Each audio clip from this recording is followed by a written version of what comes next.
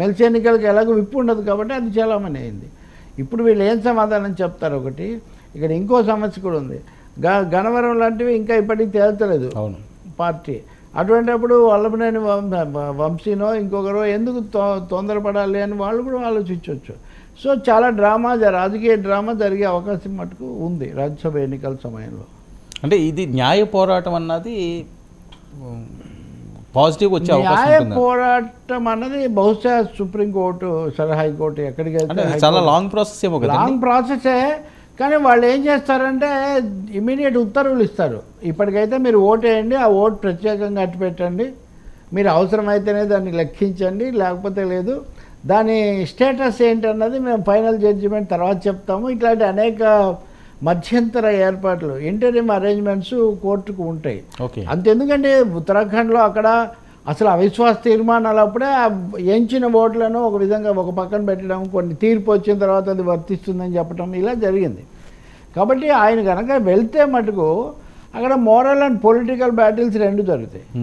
Political ఏమో మీరు ఒకసారి రాజీనామా చేశాను ఇంతకాలం ఉండి ఇప్పుడు మళ్ళీ మీరు వెనక్కు తీసుకోవడం ఏంటి అంటే మీరు రాజీనామా సిన్సియర్గా చేయలేదనమాట, అదంతా నాటకం అనమాట అని ఒక ఎదురుదారి చేస్తారు.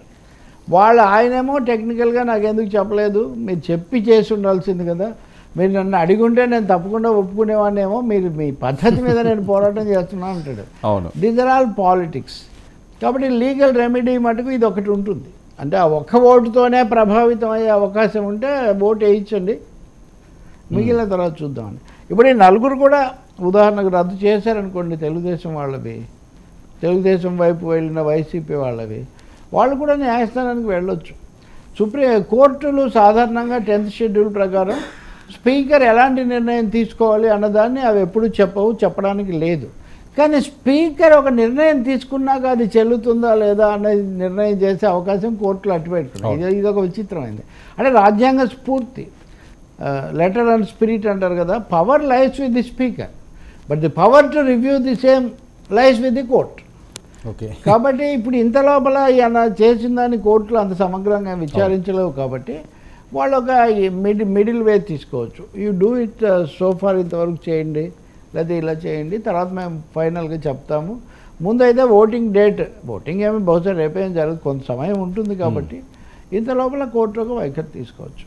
సార్, మరొక విషయం, తిరుపతి రాజకీయాలు, ఆంధ్రప్రదేశ్ రాజకీయాల్లో ఏదో కడప అటువైపు మనం ఎక్కువ చూస్తుంటాం, ఇలాంటి దగ్గర చాలా ఎక్కువ నడుతుంటుంది, రాయలసీమ అనే ప్రాంతం. కానీ తిరుపతి ఆ టెంపుల్ సిటీ ఆ ప్రాంతాల్లోని ఎక్కువగా చంద్రబాబు గారు పుట్టిన జిల్లాను జిల్లా అయినా అంటే ఎక్కువ కడపే అంటారు కదా. రాజకీయాలు అనేసరికల్లా కడప రాజకీయాలు వేరంటారు. కానీ పెద్దిరెడ్డి వర్సెస్ రోజా అంశంలో చాలా అక్కడ వింత పరిస్థితులు నెలకొంటున్నాయి. ఇంకొకటి, ఒక మున్సిపల్ కౌన్సిలర్ 40 లక్షల రూపాయలు ఇచ్చామని విత్ ఎవిడెన్స్ తోటి వాళ్ళ అన్నయ్య మున్సిపల్ చైర్మన్ ఇస్తారని తీసుకున్నదని ఆవిడ బహిరంగంగా ప్రెస్ మీట్ పెట్టిన నేపథ్యం ఏంటి? రోజాకి ఏమైనా చెక్ పెట్టే వ్యూహమా ఇది, లేకపోతే తప్పు జరిగి ఉండొచ్చా? రోజాకు పెద్దిరెడ్డి వర్గం ఎప్పుడు చెక్ పెట్టే ఉంది. ఏ రోజు ఆమెకు వాళ్ళు పూర్తి ఫ్రీడమ్ ఇచ్చి అంతా ఆమె ప్రకారం చేసుకోమని చెప్పింది లేదు. ప్రతిపక్షాలను అంటే ప్రత్యర్థి పార్టీలను మించి ఎప్పటికప్పుడు లీకులు ఇవ్వటము, షాకులు ఇవ్వటం ఇది చేస్తూనే వచ్చారు. అయితే ఆమెకేమో డైరెక్ట్ యాక్సెస్ టు సీఎం కాబట్టి అన్నట్టుగా జనరల్గా పట్టు ఎంత ఉందనేది ఎలా ఉన్నా ఆయన అంతవరకు చూస్తూ వచ్చారు. ఆ విధంగా జరిగింది. ఇప్పటికి కూడా ఆమె తప్పకుండా వాళ్ళకేమి ఇష్టమైనటువంటి వ్యక్తి కాదు, వాళ్ళు వ్యతిరేకించే వ్యక్తి ఎప్పటికీ కూడా. వేదికల మీద ఎప్పుడైనా చెప్పొచ్చు, కానీ పెద్దిరెడ్డి కంటే పెద్దిరెడ్డి అనుచరులు ముఖ్యంగా ఈ కార్యక్రమంలో బిజీగా ఉంటారు, ఎప్పుడు రోజా మీద అటాక్ చేయడంలో. ఇప్పుడు వచ్చిన ఇది చూస్తే కనుక భువనేశ్వర్ అనుకుంటాం పేరు, ఆమె కార్పొరేటరు, ఆమె ఎస్సీ అయినా జనరల్ సీట్లో గెలిచారు. అక్కడి నుంచి ఆమె ఈ మధ్య జరిగేమో 2 ఏళ్ళు 3 ఏళ్ళు అయింది.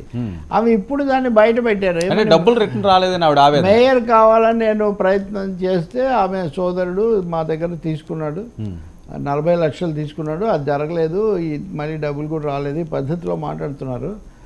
దీంట్లో 2 విషయాలు ఉన్నాయి. ఒకటి, మీరు అన్నట్టుగా ఈ విషయం మీద రప్చర్ చేయడం రోజాకు రాజకీయంగా అంతర్గతంగా బయట కూడా డ్యామేజీ అనే అభిప్రాయం వ్యతిరేకుల్లో ఉండే ఇదంతా చేశారు.